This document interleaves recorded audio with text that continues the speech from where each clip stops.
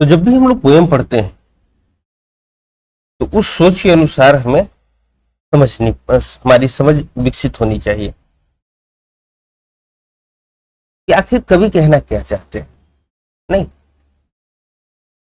और किस संदर्भ में वो कविता लिखी गई है। इन सभी चीजों को जानना बहुत जरूरी है। तो जब हम बात करते हैं, हम लोग चाहे जिस देश चाहे प्रांत या पुर का हो, जन जन का चेहरा ये, तो आखिर यहां क्या दर्शा रहे हैं। जैसा कि अभी आप लोग को बताएं, जन जन यहां पर क्या है, तो शोषित वर्ग। तो शोषित वर्ग का चेहरा एक यानी कि संघर्ष, परेशानी। कहते हैं शोषित वर्ग की परेशानी एक, शोषित वर्ग की समस्या एक, शोषित वर्ग की जो भी बातें हैं वो सब एक। जन जन शोषित वर्ग, चेहरा उसका संघर्ष, उसकी परेशानी, उसकी समस्या नहीं, उसकी आर्थिक शोषण, उसकी सामाजिक स्थिति, उसकी भावनात्मक स्थिति, बहुत सारी बातें इस एक शब्द चेहरे में आ जाती है। जितना भी दुख दर्द है, सब दुख दर्द शोषित वर्ग का एक जैसा ही। कहते हैं वो जहां कहीं के भी हो, देश प्रांत पूर्व कहीं के भी हो, किसी भी देश के, किसी प्रांत के हो, किसी गांव के हो, कहीं के भी हो, कहीं राज्य के, किसी देश के हो, सभी शोषित वर्गों का जो समस्या है वो एक ही है। जन जन यहाँ पर शोषित वर्ग को दर्शा रहा है। याद रखिएगा, जन जन यहाँ पर क्या कर रहा है, शोषित वर्ग को दर्शाने के लिए शब्द प्रयोग किया गया है। ठीक है। एशिया की, यूरोप की, अमेरिका की गलियों की धूप एक। कहते हैं आप एशिया की बात करें, यूरोप की बात करें, अमेरिका की बात करें, देखिए सब जगह क्रांति हुई है, सब जगह क्रांति हुई है। एशिया में भी क्रांति हुई, यूरोप में भी क्रांति हुई, अमेरिका में भी क्रांति हुई, सब जगह क्रांति हुई है। तो कहते हैं कि आप कहीं की भी क्रांति की बात ले ले, आप एशिया की क्रांति की बात ले ले, यूरोप की क्रांति की बात ले ले, अमेरिका की क्रांति की बात ले ले, उनकी गलियों गलियों में जो क्रांति हुई है। अब धूप मतलब क्या, धूप मतलब क्या, धूप धूप धूप की नहीं बात कर रहे हैं कि जो सूर्य से धूप मिल रही है, नहीं, सभी जगह की धूप एक जैसे कैसे होगी। भारत में ही ले लीजिए, अगर भारत का हम एग्जाम्पल लें तो नॉर्थ की स्थिति अलग हो जाती है, साउथ की स्थिति अलग हो जाती है। नहीं, अमेरिका की अगर हम लोग बात लें तो जितनी तेज गर्मी हमारे भारत में पड़ती है उतनी तेज गर्मी तो वहां नहीं पड़ती है। सभी जगह की धूप एक क्या, तो सभी जगह की धूप, धूप का मतलब यहाँ पर क्रांति, क्रांति को दर्शाना चाहते हैं। ठीक है, सभी जगह की क्रांति एक, सभी जगह के शोषित वर्ग एक, काम कर मजदूरी करने वाले संघर्षरत जो व्यक्ति हैं उन सभी की स्थिति एक, सभी जगह की एक। कष्ट दुख संताप की चेहरों पर पड़ने वाली झुरिया का रूप एक, झुरियों का रूप एक। नहीं, कहते हैं कि कष्ट संताप की चेहरों पर पड़ती हुई झुरियों का रूप एक। कहते हैं कि जितने भी वहां पर शोषित वर्ग हैं, जो दिन रात मजदूरी कर रहे हैं, दिन रात परेशानी उठा रहे हैं, उन सभी का संघर्ष एक है, उनकी झुरिया संघर्ष एक है, उनका कष्ट एक है, उनकी परेशानी एक है, सभी की परेशानी एक।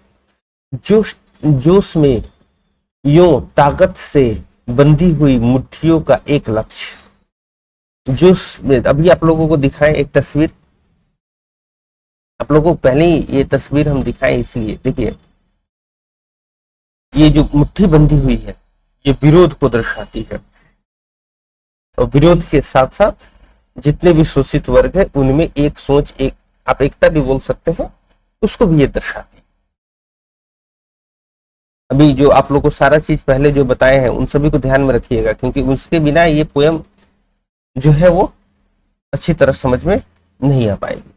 तो कहते हैं जोश में यो ताकत से बंधी हुई मुट्ठियां, जरा गौर कीजिएगा, एकता की अलग बात है, लेकिन यहां क्या बता रहे हैं, जोश और ताकत से बंधी हुई जो मुट्ठी है। अब जोश ताकत की मुट्ठी किस लिए बंधेगी भाई, विरोध में बंधेगी। जब तक विरोध आप नहीं करेंगे तब तक अंदर जोश और ताकत अलग, एकता अलग बात हो गई। लेकिन यहाँ की मुट्ठी अलग है। कहते हैं उन सभी बंधी हुई मुट्ठियों का बस एक ही लक्ष्य है। क्या लक्ष्य है भाई? उनका लक्ष्य एक ही है कि भाई शोषण से हमें मुक्ति चाहिए, आप हमारा शोषण ना करें। नहीं, जो अधिकार है इस धरती पर, नहीं, वो अधिकार हमें दें, ठीक है। जबकि सामंतवादी सोच अलग है। अभी ऊपर हम लोग देखें, सब समझे कि भाई मार्क्सिस्ट सोच क्या है, साम्यवादी समाजवादी सोच वो सब अलग। सामंतवादी सोच अलग है। वो कहते हैं भाई वर्ग जो है वो अलग अलग कैटेगरी में बटा हुआ है। एक राज्य करने के लिए राजा का अलग वर्ग होता है, उन जनता पर शासन चलाने वाला वर्ग एक अलग हो गया, एक काम करने वाले मजदूरों का वर्ग अलग हो गया, उसके नीचे का वर्ग अलग हो गया। ये सामंतवादी सोच है।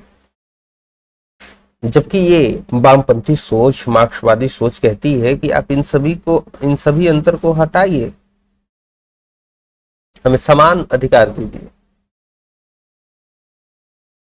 ठीक है। मेरे ख्याल से यहां तक की बात आप समझ गए होंगे। एग्जामिनेशन में जो भी पंक्ति आती है, सबको लिखने का तरीका एक ही होता है। बार बार हम आप लोगों को समझाते हैं, ये नहीं कि नीचे एक्सप्लेन करके हम हर बार लिख करके ये बताएं कि प्रस्तुत पंक्तियां इस कविता से ली गई है, इसके कवि ये है, उनका सोच ये है, ये है। ये रटने वाला सोच अपने दिमाग से निकाल दीजिए, ठीक है। रट रट के हर एक चीज को अगर टीचर बताए तो फिर आपका अपना दिमाग, आपकी अपनी बुद्धि किस लिए है? चीजों को समझिए, हर एक चीज को एक्सप्लेन करके बता दे रहे हैं। चीजों को समझिए, अपने से लिखने का आदत डालिए। जितने जितना ज्यादा से ज्यादा अपने शब्दों में लिखिएगा उतना बेहतर मार्क्स मिलेगा। अब ये नहीं कि एग्जामिनेशन में तो आप लोग को ऐसे पास कर दिया जा रहा है, तो क्या जरूरत है? जरूरत है आगे। अगर अभी लिखने की और सोचने की शक्ति आपकी नहीं बढ़ेगी तो फिर सर्टिफिकेट हाथ में रख करके उससे कोई फायदा होने वाला नहीं। आगे देखिए, पृथ्वी के गोल चारों ओर के धरातल पर है जनता का दल एक लक्ष्य। कहते हैं कि एक जगह की बात नहीं कर रहे हैं, पूरे आप पृथ्वी की आप उदाहरण ले लीजिए। पूरे पृथ्वी में जितने भी शोषित वर्ग हैं उन सभी का एक जैसा ही स्थिति है और उन सभी का एक ही पक्ष है, ठीक है। बस उनका एक ही पक्ष है कि भाई जो जरूरी चीजें हैं वो हमें मिलनी चाहिए। कहते हैं शोषण से मुक्ति चाहिए, सभी यही चाहते हैं, ठीक है। यहां तक की बात को समझ गया? यहां तक की बात को आप समझ गए? आगे देखा जाए, आगे क्या कहते हैं। नहीं, क्या चाहते हैं? चाहते हैं कि भाई सभी को समान रूप से न्याय मिले। नहीं, सभी को समान न्याय दीजिए, नहीं, सभी के साथ एक जैसा समान व्यवहार कीजिए। उनका आर्थिक शोषण, सामाजिक शोषण मत कीजिए। सभी को शांति से रहने दीजिए। अभी नहीं कि आप राजा के पद पर हैं तो जनता को परेशान कीजिए, आप पूंजीवादी हैं, बहुत ज्यादा पैसा आपके पास है तो मजदूर वर्ग को परेशान कीजिए, ऐसा मत कीजिए। आगे क्या कहते हैं देखिए, जलता हुआ लाल लाल की भयानक सितारा एक, जलता हुआ लाल की। अब जरा गौर कीजिएगा, अभी आप लोग को झंडा दिखा है, किस कलर का? रेड कलर का। तो ये यहाँ पर रेड शब्द जो है ये मार्क्सवाद को दर्शा रहा है। जलते हुए लाल, और ये मार्क्सवाद किस चीज का सूचक है? शोषित वर्ग का सूचक है। तो कहते हैं ये जो जल रहे हैं शोषित वर्ग, जल रहे हैं मतलब आप उनको परेशान कर रहे हैं, वो सभी अपनी अपनी दिन रात मेहनत करके जो जल रहे हैं, उन सभी का भयानक सितारा एक। भाई सितारा भयानक एक कैसे? तो देखिए अभी आप लोग को एक झंडा दिखाए ना, देख लीजिए, ये झंडा देख रहे हैं, सितारा मार्क, नहीं स्टार मार्क है। तो कहते हैं जितने भी ये शोषित वर्ग है उन सभी का जो भयानक सितारा है, जो भयानक आवाज है, जो बुलंद आवाज है, जो ये विरोध है, ठीक है, इन सभी का विरोध एक ही है। उद्दीपित उसका विकराल सा इशारा है। कहते हैं उद्दीपित, जागृत, यानी अभी हम लोग आगे क्या पढ़े थे, जब हम लोग मार्क्सवाद में देख रहे थे कि जब शोषित जनता जग जाती है, नहीं, जब ये शोषित वर्ग जग जाती है, जब उनको ये षड्यंत्र का पता चल जाता है, तो समझ लीजिए संघर्ष का जमीनी जो तैयारी है वो बिल्कुल शुरू हो जाती है। ठीक है, चीजों को समझिए, बात जब तक डिटेल में नहीं समझिएगा ये सब पोएम समझ में आने वाला है नहीं, बस पढ़ के केवल समझिएगा कि बात सब कुछ समझ में आ गया। तो कहते हैं कि जब ये जनता जागृत हो जाती है, जब उनको समझ में आने लगता है कि भाई उनका शोषण हो रहा है, तो फिर उसका विकराल सा इशारा एक ही होता है। विकराल सा इशारा कहने का मतलब, अब जरा समझिएगा, विकराल सा इशारा का मतलब क्या है। तो बताना वो चाहते हैं कि जब भी शोषित वर्ग परेशान हो जाता है तो उनका बस जो भयानक इशारा होता है एक ही होता है, नहीं, यानी कि दैट मीन्स कि बस वो क्रांति की ही रूप लेती है, वो विरोध का ही रूप लेती है, वो डायरेक्ट एक्शन का ही रूप लेती है। हम लोग जयप्रकाश नारायण का जो चैप्टर पढ़े हैं, नेशनलिटी, नेशन एंड नेशनलिज्म, उसमें उन्होंने बताया है कि ये संघर्षरत जो वर्ग है इनको पॉलिटिक्स नहीं आती है, मतलब वो जाके प्यार से दुलार से बात करना नहीं जानते हैं, बस वो डंडा बंदूक जो भी है वो उठा करके सीधा एक्शन करना शुरू कर देंगे। तो उनका बस एक ही तरीका होता है और वो होता है बस क्रांति करना। ठीक है, तो ध्यान रखिएगा क्या समझाते हैं। कहते हैं कि जो मार्क्सवाद यानी कि जो शोषित वर्ग है उन सभी का बस एक ही सितारा है, और जब वो जग जाएंगे तो फिर उनका बस एक ही इशारा है कि बस वो क्रांति ही करेंगे, विरोध ही करेंगे, नहीं, और उनकी फिर यही होगा कि फिर उस वर्ग को खत्म ही कर दिया जाएगा। नहीं, जैसा कि आप लोग फ्रांस, रूस, इन सभी की क्रांति में आपने देखा, भारत के स्वतंत्रता संग्राम में देखा कि भाई अंग्रेजों को भगा कर ही फिर उन्होंने भारत में सांस लिया गया। आगे देखिए क्या कहते हैं, यहां तक की बात को रखा, अब समझ गए होंगे। आगे देखिए, गंगा में, इरावती में, मीनाम में अपार अकुलाती हुई, नील नदी अमेजन मिशौरी में वेदना से गाती हुई, बहती हुई जिंदगी की धारा एक, प्यार का इशारा एक, क्रोध का दुधारा एक। समझिए क्या कहना चाहते हैं। फिर वही बात कहते हैं, फिर ये अपने इन सभी पंक्तियों के द्वारा वो पूरे विश्व को जोड़ने की कोशिश कर रहे हैं। नहीं, जैसे गंगा जानते हैं, अब ये भारत को दर्शाया, इरावती बर्मा को दर्शाया, नहीं, मीनाम यूएसए को दर्शाया, नहीं, यूनाइटेड स्टेट्स ऑफ अमेरिका, नहीं, नील नदी की ये बात करते हैं, तो नील नदी आप लोग जानते हैं अफ्रीका की एक नदी है ना। जब ये अमेजन की बात करते हैं, ये भी नदी का नाम है जो साउथ अमेरिका की नदी है। नहीं, जब ये मिशौरी की बात करते हैं तो फिर ये नॉर्थ अमेरिका की जो है एक नदी है। इस तरह से ये क्या करना चाहते हैं, पूरे विश्व को जोड़ना चाहते हैं। ठीक है, सभी नदी तो यहाँ पर आप नहीं देख पाइएगा, फिर भी आप देख सकते हैं, जैसे ये गंगा हो गया, नहीं, यहाँ पर ये अमेजन हो गया, अगर हम लोग इधर देखें तो आपको मिशौरी भी मिल जाएगा, ये मिशौरी हो गया ना। तो इस तरह से ये क्या करना चाहते हैं, इस तरह से ये पूरे विश्व को एक साथ, नहीं, ये नील नदी हो गया, पूरे विश्व को एक साथ नहीं घेर करके दर्शाना चाहते हैं। कवि का सोच है ऐसा ना, ये किसी भी अपने सोच को बताने के लिए ना थोड़े अलग अलग तरीकों का प्रयोग करते हैं, कवि का सोच ही ऐसा होता है। तो क्या कहते हैं जरा देखिएगा, कहते हैं कि आप विश्व के किसी भी स्थान की बात कर लें, अपार अकुलाती हुई, बहती हुई जिंदगी की धार एक, कहते हैं कि जो अपार अकुलाती हुई, जो एकदम बहुत ज्यादा जो व्याकुल है और जो ये जिंदगी बह रही है, उसकी बस धारा एक ही है। ठीक है, उनका बस, जिस व्यक्ति को आप ले लीजिए, सभी व्यक्ति की बस परेशानी एक ही है। सभी संघर्षरत जो वर्ग है उन सभी की परेशानी एक ही है। समझिएगा कितने अच्छे तरीके से अपने सोच को व्यक्त करना चाहते हैं। आगे क्या कहते हैं, प्यार का इशारा एक, क्रोध का दुधारा एक, पृथ्वी का प्रसार, नहीं, अच्छा यहीं पर तो कहते हैं प्यार का इशारा है। कहते हैं कि जितने भी ये सभी देश, सभी जो पूरी ये दुनिया है, इस पूरी दुनिया में जो संघर्षशील जो वर्ग है, उनका प्यार का इशारा एक ही है, बस उनमें बहुत ईमानदारी भरी हुई है, बहुत प्यार करते हैं, ईमानदारी से अपना काम करते हैं, नहीं सारा काम बड़ी ईमानदारी से करते हैं। प्यार का इशारा है यानी कि बड़ी ईमानदारी से सारा काम करते हैं।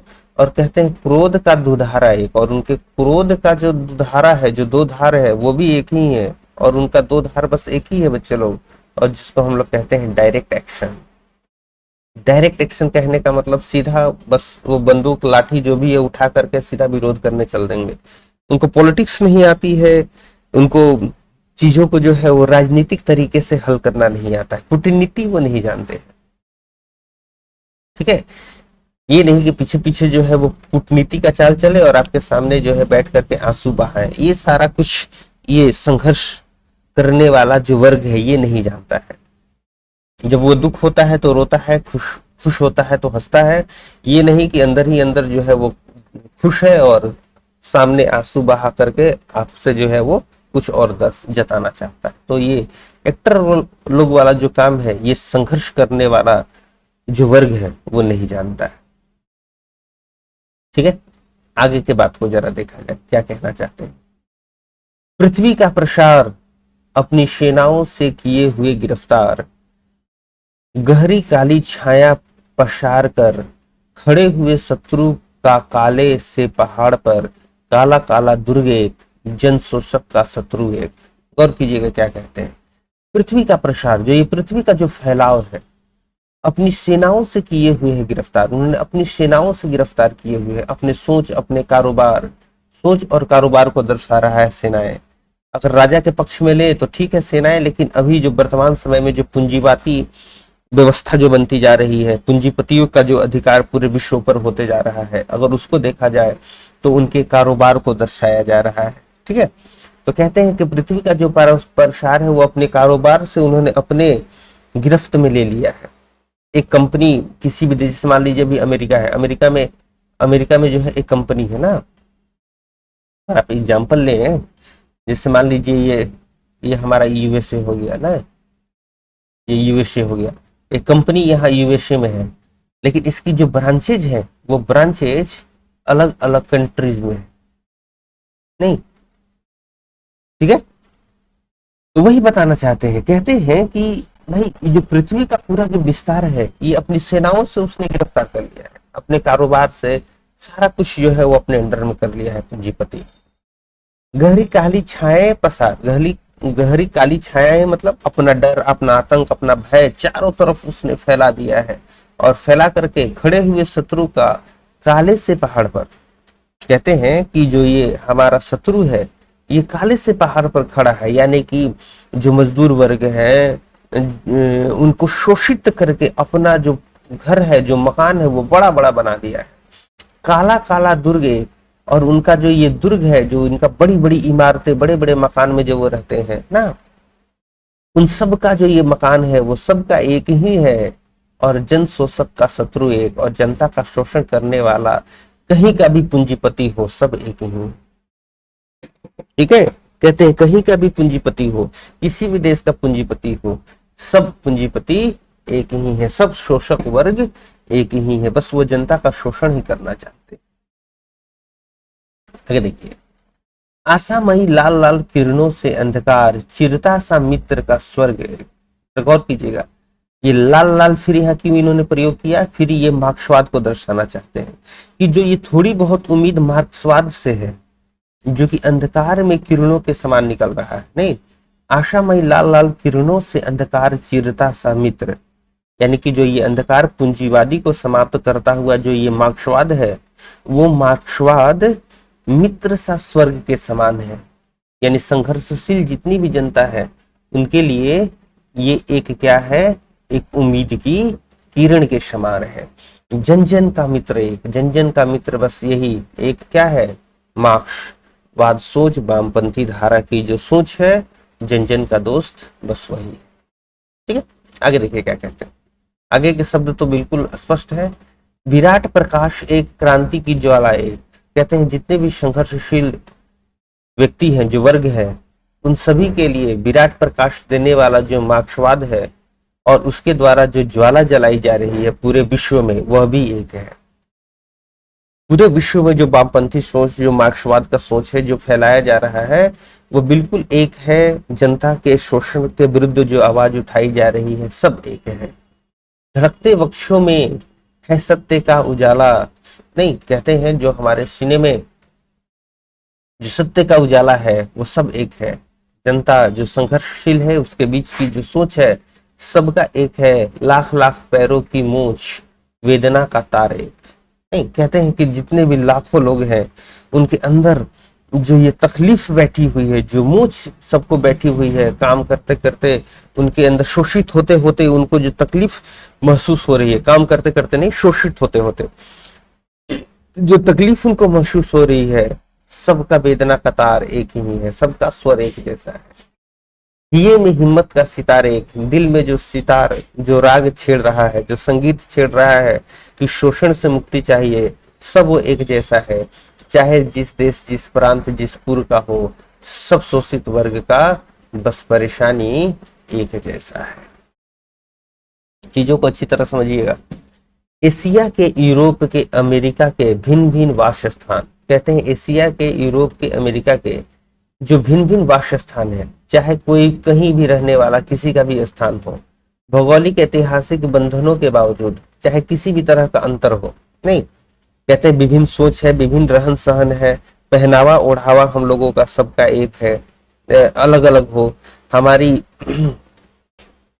हमारी जो भी क्या बोलते हैं भौगोलिक ऐतिहासिक जो भी बंधन अलग अलग है, उन सभी के बंधन के अलग अलग होने के बावजूद भी क्या कहते हैं कि कुछ एक ऐसा बात है जो सब में है, और सभी और हिंदुस्तान, सभी और हिंदुस्तान। कहने का मतलब क्या है, ये मत समझ लीजिएगा कि हिंदुस्तानी लोग जाकर के एशिया, अमेरिका, यूरोप में बस गए हैं तो केवल उसको दर्शाने के लिए हिंदुस्तान शब्द का यहाँ प्रयोग कर रहे हैं।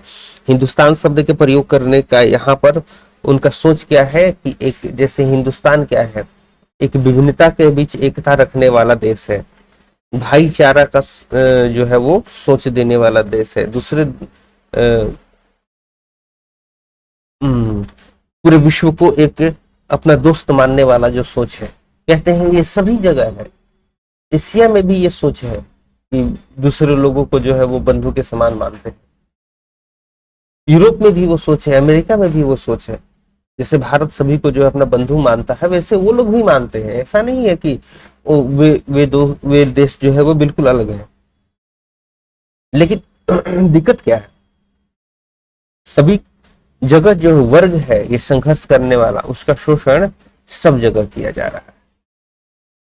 ठीक है, सभी और भाई, सभी और बहनें, सभी और भाई हैं, सब जितने भी संघर्ष करने वाले हैं सब तरफ है, सब तरफ एक ही स्थिति है। सभी और कन्हैया ने गाय चराई है, नहीं सभी और कन्हैया ने गाय चराई है। सभी, अब यहाँ कन्हैया ये मत समझ लीजिएगा कि कृष्ण जी जाकर के गाय चरा रहे हैं। कहने का मतलब क्या है, जिस तरह से कृष्ण जी ने एकता का जो सोच है वो लोगों के बीच दिया था, सभी को जो है वो प्रेम स्नेह का जो सोच है वो सब तरफ इन्होंने दिया था। कृष्ण जी ने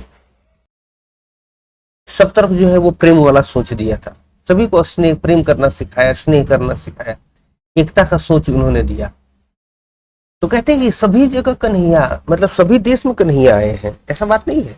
कहीं ईसा मसीह आ गए, कहीं कन्फ्यूशियस आ गए, कहीं लाओ त्से आ गए, कहीं मोहम्मद आ गए। तो सब जगह अलग अलग लोग सभी देशों में आए हैं और उन्होंने एकता का संदेश दिया है। उन्होंने कहा है कि मिल करके एक आप बन करके रहिए, बंधुत्व की सोच रखें। शुरू में ही बताया गया है, नहीं न्याय शांति बंधुत्व चाहिए हमारे संघर्ष करने वाले वर्ग को, तो सब जगह बंधुत्व का सोच दिया गया है। जिंदगी की मस्ती की अकुलाती भोर एक, कहते हैं जीवन में जो उत्सव मनाने की जो व्याकुलता होती है, जो स्वतंत्रता प्राप्त करने की जो अकुलता होती है, वो सब जगह एक जैसी है। बंसी की धुन सभी और एक, कहते हैं सभी और बंसी की एक ही धुन है, अलग अलग धुन नहीं है। ठीक है, बंसी की धुन का कहने का मतलब क्या है, एकता का सूत्र, मानवता का जो सुर है, जो एकता का सुर है, वो सब तरफ एक है। सभी लोग एक बन करके रहना चाहते हैं। ऐसा नहीं है कि सभी तरफ जो है वो अलग अलग सोच है। ठीक है। लोग जो संघर्ष करने वाले जो वर्ग है, सभी तरफ उन लोगों की जो सोच है वो बिल्कुल एक जैसी ही है। ठीक है, आगे देखिए, दानव दुरात्मा एक, यहां तक समझिए। आगे देखिए, दानव दुरात्मा एक, ये दानव दुरात्मा जो शोषण करने वाले लोग हैं वो सब एक है, मानव की आत्मा एक, और कहते हैं मानव जो है सब वो एक है। ठीक है, यहाँ इस तरह से भी समझ सकते हैं, दानव दुरात्मा जिनको कहा जाता है वो अपना अलग एक अस्तित्व रखते हैं, और मानव कहे जाने वाले अच्छे कार्य करने वाले जो लोग हैं उनका अपना एक अलग ही वर्ग होता है। शोषक और खूनी और चोर एक, जरा समझिए, शोषक शोषण करने वाले जो लोग हैं, जो खूनी लोग हैं, जो चोर है, वो सब एक है। अब ये शोषक शोषक वर्ग जो है वो खूनी चोर कैसे हो गया, तो समझ लीजिए, मजदूरों से दिन रात काम करवा करवा के उनको मार डालना। चोर कैसे हो गया, पर्याप्त रूप से मजदूरी नहीं देना। नहीं, बात समझ रहे कि नहीं? तो कहते हैं कि बिल्कुल वो शोषक खूनी चोर सब एक ही जैसे हैं। ठीक है, आगे देखिए, जन जन के शीर्ष पर शोषण का खड़ग अति घोर एक, कहते हैं कि जितने भी संघर्षशील जो लोग हैं, अगर उनकी हम लोग बातचीत करें, जो संघर्षरत जो लोग हैं अगर उनकी हम बातचीत करें, तो सभी के ऊपर जो है शोषण का जो खतरा है वो मंडराता ही रहता है। कहते हैं कि चाहे कहीं के भी लोग हो, जो इस जन जन शोषित वर्ग है, इन शोषित वर्ग के सिर पर ये जो शोषण वाला जो खड़क है वो बड़ा ही गंभीर है, और सभी पूरे देश में एक जैसा है, पूरे विश्व में एक जैसा है। दुनिया के हिस्सों में चारों ओर जन जन का युद्ध है। कहते दुनिया का कोई किसी भी हिस्सा को ले लीजिए, शोषित वर्ग का सबका युद्ध एक ही, मस्तक की महिमा व अंतर की ऊर्जा से उठती है ज्वाला अति क्रुद्ध एक।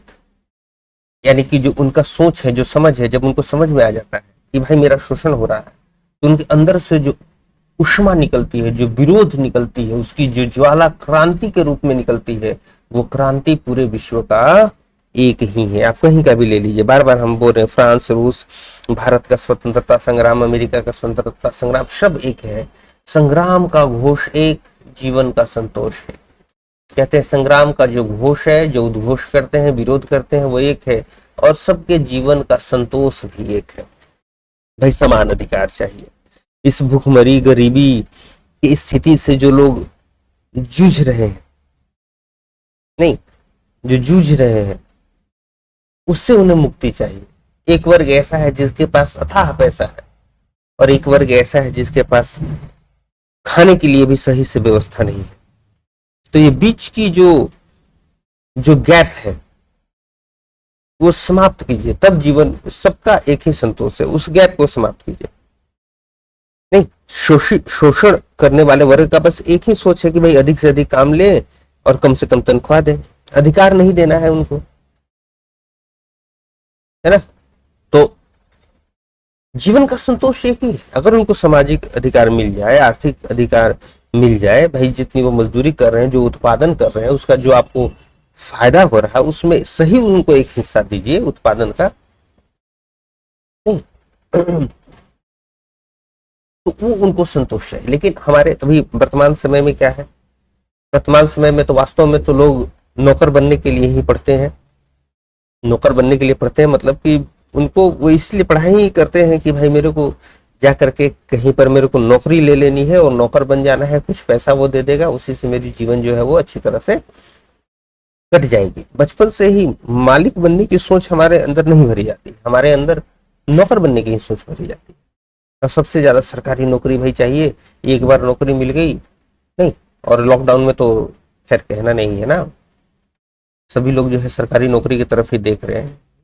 कम से कम घर बैठे हुए हैं, तनख्वाह तो मिलती जा रही है ना।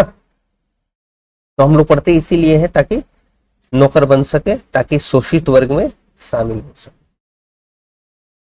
हम लोगों के यहाँ डिग्री का महत्व है, और शोषित वर्ग में देखा जाए तो वहां डिग्री का महत्व नहीं है।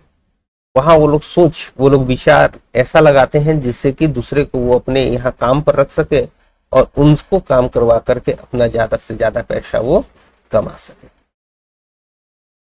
ठीक है, आगे देखिए, क्रांति का, निर्माण का, विजय का सेहरा एक, नहीं कहते हैं ये शोषित वर्ग कि वो क्रांति करते हैं, निर्माण करते हैं, और जो जीत होती है तो उसका सेहरा सभी को एक जैसा ही लगता है, चाहे वो जिस देश, चाहे वो प्रांत, चाहे वो पुर का हो, सब शोषित वर्गों का जो संघर्ष, जो परेशानी है वो एक है। ठीक है, तो इस तरह से ये क्या कर रहे हैं कि जो मध्य वर्ग है, उस मध्य वर्ग की परेशानी को दर्शाने की कोशिश वो कर रहे हैं, बताने यही चाहते हैं कि चाहे लोग कहीं के भी हो, उन लोगों का जो संघर्ष है, जो परेशानी है, जो ये शोषित वर्ग है, उन सभी की परेशानी, उन सभी की स्थिति बिल्कुल एक जैसी ही।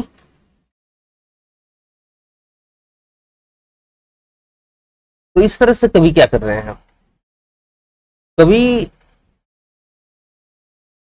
जो पूरे विश्व में शोषित वर्ग है उन सभी के लिए न्याय, बंधुत्व नहीं और शांति, इन सभी की जो है बात वो कर रहे हैं। जैसा कि शुरू में ही आपको बताया कि हम लोग पढ़े हुए सॉन्ग ऑफ माई सेल्फ, नहीं उसमें आई का प्रयोग पढ़ने से तो ऐसा लगता है जैसे कि वाल्ट विटमैन अपने लिए कर रहे हैं कि मैं गीत गा रहा हूं, मैं खुशी मना रहा हूं, मैं गीत गा रहा हूं ना,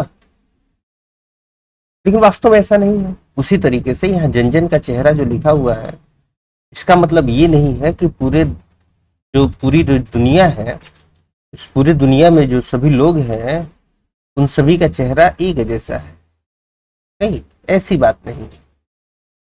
नहीं किसी का चेहरा ऐसे हो जाता है, नहीं एक आंख देखिए नहीं दिख रहा है, समझ ही सकते हैं आप लोग। तो सभी का चेहरा एक जैसा तो नहीं हो सकता, सभी की शारीरिक बनावट एक जैसी नहीं हो सकती है। तो यहाँ पर जो चेहरा है ये संघर्ष यानी शोषित वर्ग, संघर्ष करने वाले वर्ग को दर्शा रहा है, नहीं शोषित, सॉरी, ये जो यहाँ पर जो शब्द चेहरा है, ये चेहरा क्या कर रहा है, ये परेशानी को दर्शा रहा है। जन जन जो है यहाँ पर शोषित वर्ग, यानी शोषित वर्गों का जो परेशानी है वो एक है, चेहरा मत इसको समझ लीजिएगा। जो शोषित वर्ग है उन सभी की परेशानी एक, उनका संघर्ष एक, उनकी समस्या एक। ठीक है, चाहे वो शोषित वर्ग किसी भी देश में रहते हो, किसी भी प्रांत में रहते हो, किसी भी पूर्व में रहते हो, सबका समस्या एक ही। ये आप लोग खुद अपने जीवन पर या आसपास जो समाज है, परिवेश है,